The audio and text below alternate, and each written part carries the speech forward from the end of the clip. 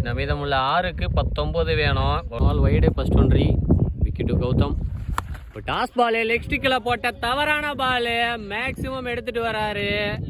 6 இமீடியட்டாக ஒரு bowler change. மீதமுள்ள 5 பாலை வீச வந்திருக்காரு பவுலர் முருகேசன்.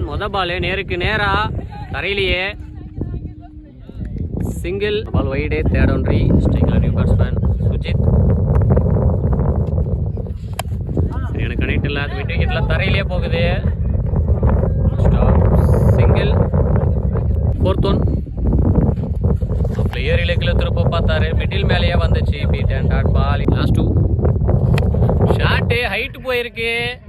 2 நாளையே தூங்கிரும் நினைக்கிறேன்.